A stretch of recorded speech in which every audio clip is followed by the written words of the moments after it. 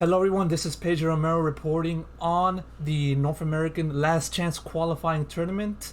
I am here with TiGG of Luminosity Gaming, who, although they put up a valiant showing against XSET, they fell in 3 games, thus putting them down into the lower bracket. TiGG, it was a very close series, but it was one that unfortunately ended in your defeat. And so, to start off, I'd like to know your initial reaction for having put up a close fight against what is regarded as one of the favorites in qualifying for champions. Uh, I think we played actually really good. I think we played better than them, but we lost a lot of rounds that we shouldn't have. A lot of second rounds, like we had pistols and we had guns. Uh, yeah, I mean, we just lost those rounds, and I think that's why we lost the game, or the whole series. I mean, of course, the series was a back and forth affair. I mean, you guys defeated Exet in their chosen map in map one, but then they returned the favor to you, in a sense. And so it all led to game three and split, in which you guys started off pretty well. If I remember correctly, you guys were up by 4-1, and then eventually They were up by 4-1, I yeah, think. yeah. Yep. And so, but unfortunately, that lead slipped out of your hands. And so, like within that particular time period in that third map, what exactly went wrong for the team that eventually led to the defeat?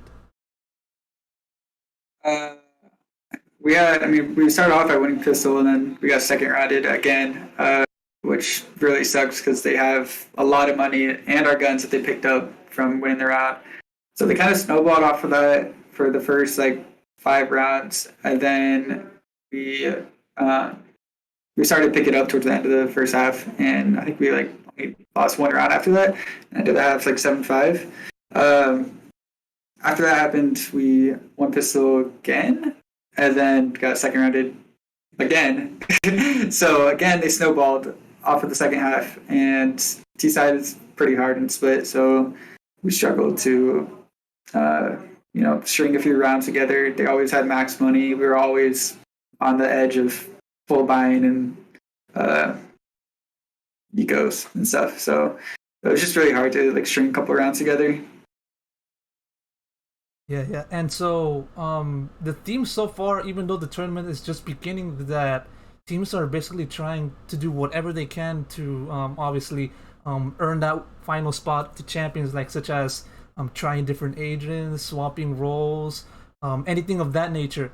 And so, I mean, we've seen that in your team. I mean, your teammate, your boy Dre, picked Jet, an agent that he's not played a lot within the competitive sphere, and also Moose played Viper for what I believe is the first time in his career.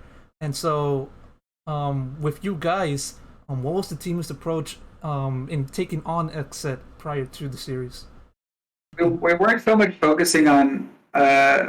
We were just focusing mostly on our game. We knew like what they like tend to do. They really like to default like every single round. They play really slow. So we didn't want to like push them or give them any free picks. We wanted to rotate properly, not through their spawn because they always have people holding the flanks and stuff. But other than that, we were just focusing on our game, doing what we do best. And even so, you That's guys about it.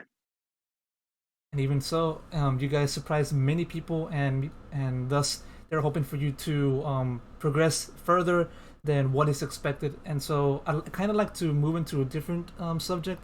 Already in the first day of this tournament, there have been various technical issues during two of the series, including your series against Exet. And so I'd like to know of your thoughts regarding those issues and what you faced during those 3 maps. And was it like difficult for you to endure past them?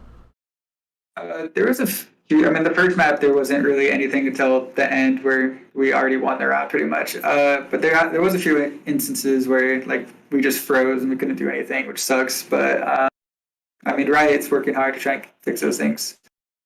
But it is what it is. Honestly, both teams have to play through it. So All right, and now looking into you, as everybody knows, I mean, you initially joined Luminosity in July as a stand-in, but then you continued competing with them, and then until not even a week ago, in which you were officially signed as an official member. And so, I mean, from that point when you first joined Luminosity to now, um, you've been like a rock for the team since joining. Considering that they've instituted various roster swaps earlier in the year, and so with that under consideration, do you feel a sense of stability within this roster after their whirlwind of the year? Yeah, for sure. No, everything's great. Yeah, no, I'm chilling.